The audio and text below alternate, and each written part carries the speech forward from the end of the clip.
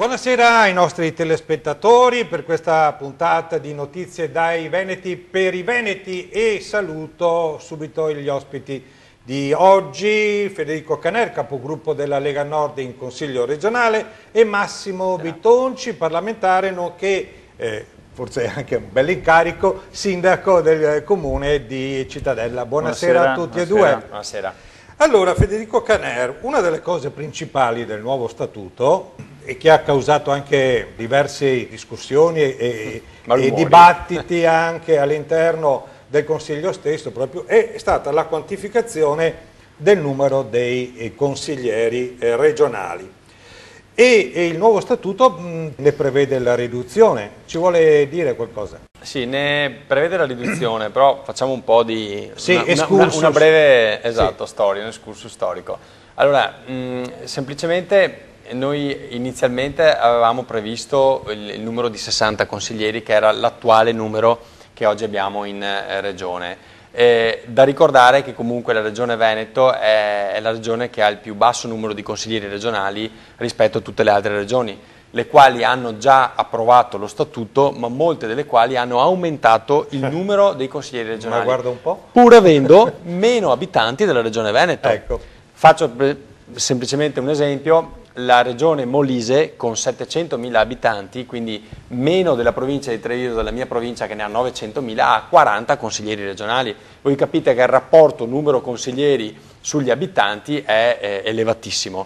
Nel frattempo cosa succede? Succede che la Lega Nord, il presidente Zaia, ma anche noi come gruppo, spingiamo per la riduzione del numero dei consiglieri.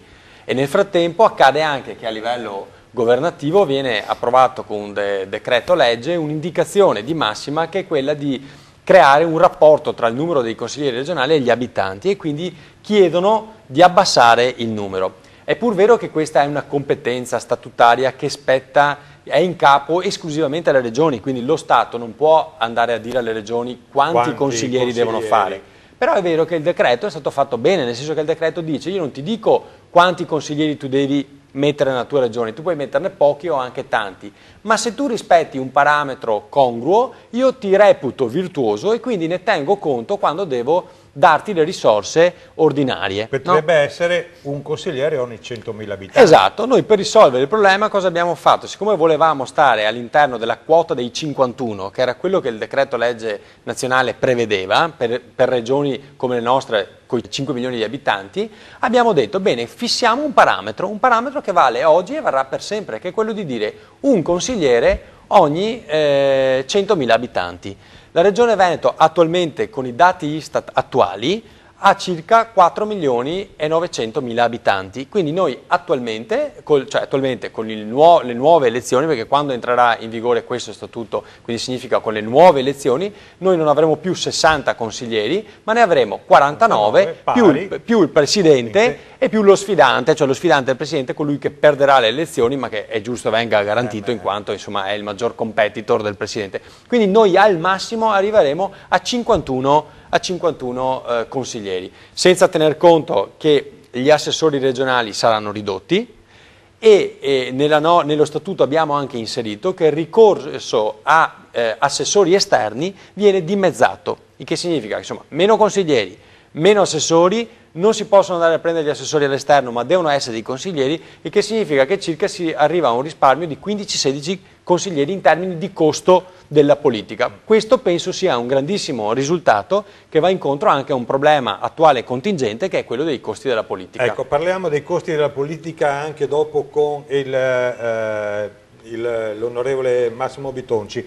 Però volevo restare un attimo con lei, Caner. Questo risparmio di consiglieri, che poi significa anche risparmio sul personale di segreteria, di addetti stampa, eccetera, è stato quantificato? Allora, soltanto di segreteria, di organizzazione, diciamo, del Consiglio regionale, noi già ora abbiamo attuato delle norme per il risparmio e siamo già a 1 milione di euro in meno rispetto all'anno scorso, soltanto di spese di consiglio. Poi lei deve fare il conto dello stipendio, adesso io a spanne si può fare, ma circa arriverà sui 2 milioni di euro all'anno, perché se risparmia lo stipendio di 16 consiglieri più diciamo, la riduzione che ne viene, perché essendoci meno consiglieri ci saranno anche meno spese tra dei l'altro gruppi Zaia ha consigliari. ridotto anche le competenze degli assessori. E certo, ha ridotto le competenze, ma ha ridotto anche le strutture degli assessori, le strutture e la macchina organizzativa regionale. Quindi significa che noi a regime andremo a 2-3 milioni di euro all'anno in meno solo per quanto riguarda l'aspetto dei consiglieri, che vanno ad aggiungersi ai risparmi che la Regione sta già facendo e che noi facciamo già rispetto all'anno scorso, che sono circa di un altro milione di euro solo per il Consiglio regionale, più la Giunta che un altro milione, quindi in totale circa di 5 milioni di euro all'anno solo di aspetti, se vogliamo, politici. Quindi penso che questo sia un aspetto molto importante che va comunicato ai veneti. Onorevole Vittonci, si parla a Roma di ridurre il numero dei parlamentari? Beh, è già cominciata, intanto questa è una proposta che ricordo chi ci ascolta era già stata fatta con la devolution del 2005 da parte della Lega Nord. Sappiamo da poi come è andato a finire il referendum, proposta che però è stata ripresa anche recentemente. C'è un disegno di legge che ha cominciato il suo iter al Senato che prevede il dimezzamento del numero dei parlamentari. Questa è una delle cose, diciamo così, che io ritengo anche molto importanti, non tanto per il costo, perché alla fine questa riduzione del numero di parlamentari porterà a una diminuzione insignificante ai fini dei costi dello Stato, però io penso sempre che sia molto importante anche da parte nostra dare un segnale alla gente. Sono rimasto un po' così sorpreso da un recentissimo sondaggio fatto da un grande quotidiano che riportava un dato che non mi aspettavo, cioè più del 70% delle persone pensa che una delle manovre importanti che deve fare questo governo per il rilancio dell'economia sia la riduzione dei parlamentari. Allora capiamo quanto importante è dare un segnale in questo senso e quindi non possiamo più aspettare mesi. L'iter è iniziato al Senato e io penso che entro breve si arriverà comunque a una definizione. Ripeto, non è che questo sia significante a livello del bilancio dello Stato, assolutamente, perché la spesa poi sappiamo rispetto ad altri costi, però il segnale deve essere dato e questo sondaggio indica quanto sia sensibile la popolazione su questo argomento. Altri tagli sono molto importanti perché ricordo come nell'ultima manovra approvata sia previsto una riduzione quasi di 8 miliardi e mezzo delle spese dei ministeri. Questo viene sempre poco ricordato perché quando si parla anche da parte dei media dei costi della politica o di quello che sta facendo o non facendo il governo, non si ricorda quanto negli ultimi 3 anni siano state fatte delle manovre molto importanti che hanno messo in salvaguardia i conti pubblici. Questa è la realtà, perché se ieri nell'audizione della Banca d'Italia sono stati dati delle indicazioni e confermato il fatto che i conti del nostro Stato sono conti in ordine rispetto a quelli degli altri paesi europei, perché ricordo come sia previsto per il 2011 un deficit rispetto al prodotto interno lordo che è solo del 3,9%, altri Stati europei hanno un deficit molto più alto. Io ricordo come l'anno scorso l'Irlanda abbia avuto un deficit del 30% sul PIL. E se questo deficit fosse distribuito a livello nazionale avremmo un dato eclatante, cioè dove nel nord-est con un prodotto interno lordo sicuramente superiore a quello della Germania e un resto invece del paese invece con un prodotto interno lordo che è inferiore a quello della Grecia. Questa è la realtà poi di quello che sta succedendo. Abbiamo un'Italia che ha 2 velocità e il governo deve lavorare soprattutto su questo, non su altro. Ecco, a quanto ammonta il debito pubblico e come verrebbe spalmato l'Italia? Quindi ovviamente essendo il Veneto una regione produttiva dove il PIL, l'ha ricordato lei adesso, quindi verrebbe penalizzata se il debito pubblico fosse spartito in tutta la nazione. Beh, il debito pubblico ha raggiunto i 1.900 quasi 2.000 miliardi. Quasi 2.000 miliardi,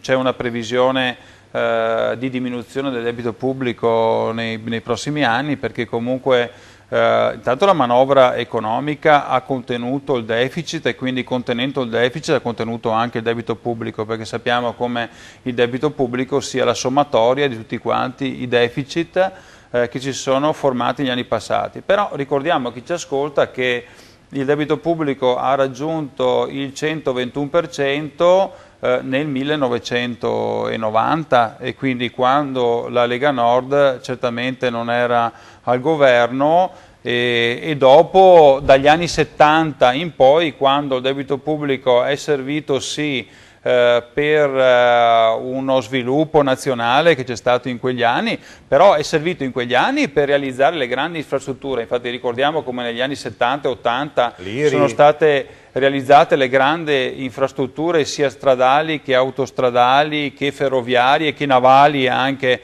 i grandi porti sono stati realizzati in quegli anni, e quindi il debito pubblico era un debito pubblico sano, di tipo keynesiano, cioè investimento nel pubblico. Però questo debito pubblico è diventato malsano e improduttivo negli anni successivi, quando non sono state più realizzate le opere pubbliche, e il debito pubblico è lievitato fino al 1990, dove ha raggiunto il 121% del prodotto interno lordo. Questi sono i dati, bisogna ricordarli, perché la gente pensa: ma cosa avete fatto in questi anni? Ma quando tu hai un debito pubblico così importante, quando hai 80 miliardi all'anno di interessi passivi e dipendi moltissimo dal differenziale dei tassi e quello che succede poi a livello internazionale. La crisi economica, abbiamo cominciato questa legislatura con una crisi economica internazionale gravissima, dove l'Italia in questi 3 anni, e possiamo dimostrarlo con i fatti, e grande è stato il contributo della Lega Nord nel contenimento dei costi,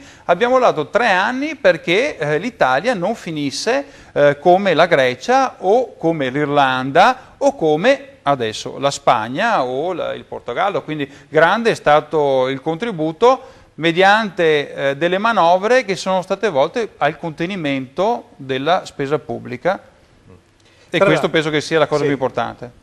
A parte i sorrisetti di qualcuno che abbiamo visto tutti, di 2 capi di Stato non li nominiamo. Potremmo essere più cattivi noi, però non lo facciamo, perché sono superiori. Certo, però sempre un capo di Stato ha detto che si è salvata la Grecia per salvare l'Italia, ma le condizioni sono completamente diverse.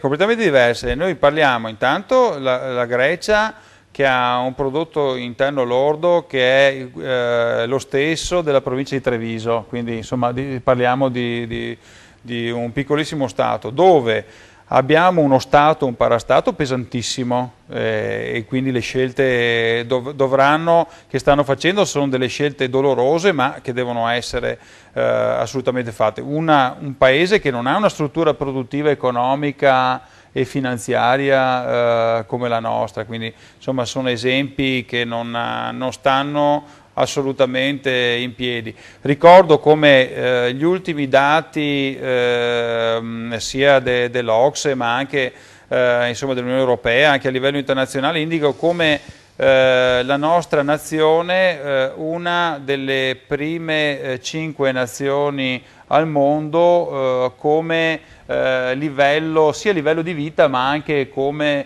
prodotto interno lordo rispetto al numero degli abitanti, quindi come produzione anche del reddito. È una delle nazioni dove il risparmio privato è molto alto, e questo ha compensato molto quello che è il debito pubblico. Quindi da adesso, dagli ultimi anni, soprattutto da quest'anno, si è cominciato a considerare come dato non solamente il debito pubblico nazionale, ma la sommatoria del debito pubblico e del debito privato, dove negli Stati Uniti sappiamo cosa c'è e cosa è successo, e la crisi è partita da là, quando gli investimenti dei privati sono stati molto alti e soprattutto non coperti, quindi con un risparmio privato molto basso. La tenuta dei conti pubblici italiani è derivata, c'è un debito pubblico alto, ma c'è anche un risparmio privato molto alto e molto solido, e che è fra i più solidi del mondo.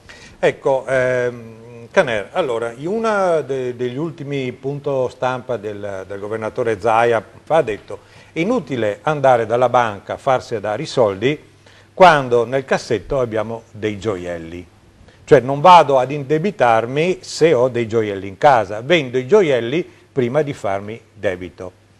Allora, la Regione del Veneto mi pare che abbia intenzione di alienare i gioielli di famiglia, non tutti o alcuni, proprio per sopperire anche al minor finanziamento che arriva da Roma. Certo, guardi, il core business di una regione non può essere quello di fare finanza o di investire in titoli di Stato stranieri o in derivati o in questioni di questo tipo. Noi dobbiamo dare servizi ai nostri cittadini, quindi se poi abbiamo un patrimonio, degli immobili che non sono funzionali al progetto regione, no? Che sono appunto quelli di dare servizi ai cittadini, possiamo anche sul sì, abbiamo sul Cansiglio, mi pare, degli alberghi, delle aziende agricole nel Veneto, ma ce ne può stare una magari per fare una sperimentazione, ma anche qui bisogna cercare di evitare doppioni da questo punto di vista, perché noi abbiamo per esempio una controllata dalla regione che è Veneto Agricoltura, ma abbiamo anche gli istituti zooprofilatici che fanno a volte magari la stessa cosa, quindi da questo punto di vista noi stiamo procedendo verso una razionalizzazione di quelle che sono non solo i beni ma anche delle controllate della regione Veneto, per evitare di disperdere risorse su cose che già fanno altri e magari lo fanno meglio di noi.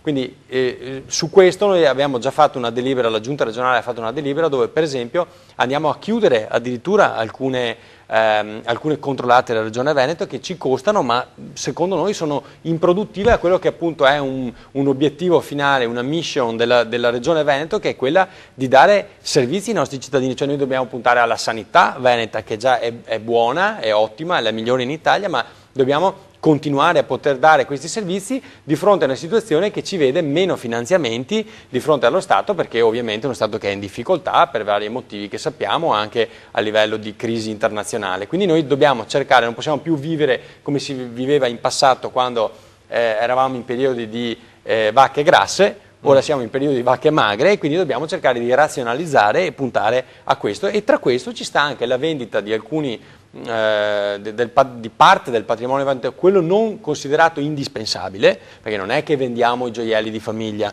non vendiamo le cose che funzionano, certo, vendiamo le cose che non servono, non sono funzionali al nostro progetto. Quindi da questo punto di vista io penso che il Presidente Zaia e la Giunta stia facendo bene, stia facendo un ottimo lavoro. Zaia ha ricordato che Obama non ha nulla, ha detto, no. E sta citando gli Stati Uniti. Onorevole Bitonci, cosa potrebbe fare a livello nazionale? Dicono, vabbè, la gente, si era detto prima, bada alla riduzione del numero di parlamentari, quindi riduzione della casta, famosa casta, eccetera, ma a livello nazionale non si potrebbe vendere le ferrovie dello Stato, l'Alitalia, cioè vendere, e quello che si recupera, diminuire il debito pubblico. Beh, questa è una di quelle importanti manovre strutturali che dovranno essere fatte nei prossimi mesi. Si sta ragionando su questo decreto sviluppo e quelle che potrebbero essere le iniziative. Anche noi come Lega Nord abbiamo fatto le nostre proposte che vanno sia, anche questo noi siamo d'accordo sul fatto che bisogna vendere del patrimonio pubblico, bisogna stare attenti però a non fare gli errori che hanno fatto in passato, ricordo la SME, ne potrei fare insomma decine e decine di nomi di grandi aziende pubbliche che sono state svendute, ecco. svendute a persone poi che ne hanno fatto il proprio business, ecco, quindi il patrimonio pubblico va venduto, ma va venduto con valutazioni e con certamente accortezza, e dopo bisogna stare attenti. Sappiamo che la Lega Nord è importante, pensa che questo sia molto importante. Non bisogna vendere quelle che sono le infrastrutture strategiche, cioè le aziende strategiche. Allora ci sono delle aziende di cui possiamo fare benissimo a meno, però per esempio nel settore dell'energia noi abbiamo una visione un po' diversa rispetto a qualcun altro del governo, non pensiamo che si debba andare verso una completa liberalizzazione di tutto, l'abbiamo dimostrato anche con l'acqua, cioè noi abbiamo avuto sempre una posizione diversa da sempre, da 20 anni, la Lega Nord ha sempre pensato per esempio che l'acqua è uno di quei beni essenziali di cui non ci si può privare, per cui bene il referendum. Il referendum ha anche creato un problema per quanto riguarda le altre aziende, però alcune infrastrutture, alcuni beni non devono assolutamente essere venduti perché sono fondamentali, altri invece la pensiamo come il PDL, come i nostri colleghi del PDL, che altre invece vanno vendute e su questo ci sarà sicuramente un importante processo di liberalizzazione. Caner, mancano 2 minuti alla conclusione di questa puntata. Le faccio una domanda un po' particolare che esula da tutto quello che abbiamo discusso questa sera. Lei ha fatto un comunicato stampa, e quindi mi riallaccio a quello, per dire che non esiste una corrente caneriana all'interno della regione del Veneto. Mancava questo. No, ma guardi, guarda, mi fa piacere questa domanda, perché guardi, siamo in un momento particolare anche noi interno come Lega Nord, ma soprattutto c'è chi ne approfitta di queste situazioni. Penso anche all'aspetto anche vostro, dei giornalisti, che magari qualcuno insomma un po' così esagera. E allora non so come mai è partita sta cosa che io, insomma, come lei vede, come gli telespettatori vedono, sono abbastanza giovane. A Treviso abbiamo un bel gruppo di giovani che sta crescendo, e quindi mi hanno intitolato, no, questo tipo capobranco dei giovani, no? E i giornalisti hanno pompato sta cosa della corrente caneriana. In realtà, guardi, non esiste nessuna corrente. Io sono leghista quando avevo 18 anni, quindi ho sempre votato Lega e sono iscritto dal 93. E credo fortemente nel progetto leghista, nel nostro segretario federale Umberto Bossi, ma soprattutto nella mission della Lega Nord, nei principi proprio cardine. Quindi di conseguenza io credo che come sono nato all'interno di questo partito, morirò in questo partito, nel senso che l'aspetto principale per noi è quello di arrivare al federalismo, all'autonomia dei popoli padani, e quindi queste sono a volte delle invenzioni giornalistiche che secondo me sono anche un po' indirizzate da parte di qualcuno che cerca di far sì quello che si è sempre cercato di fare in Lega, cioè di spaccarla, il famoso detto romano divide e timpera, perché nel momento in cui si rompe la Lega Nord, allora si possono inserire degli altri che vanno alla ricerca di quello che è un consenso che noi siamo riusciti a raccogliere sul territorio, grazie anche ai nostri grandissimi amministratori locali che hanno dimostrato di gestire con capacità quelle che sono le nostre amministrazioni. Quindi la assicuro, non c'è nessuna corrente caneriana. Grazie consigliere Caner, il tempo è tiranno, sono volati anche questa mezz'ora in compagnia di Federico Caner e Massimo Bitonci. Ringrazio gli ospiti per essere stati presenti in questa trasmissione, ringrazio voi che ci avete seguito da casa e appuntamento alla prossima puntata. Buonasera.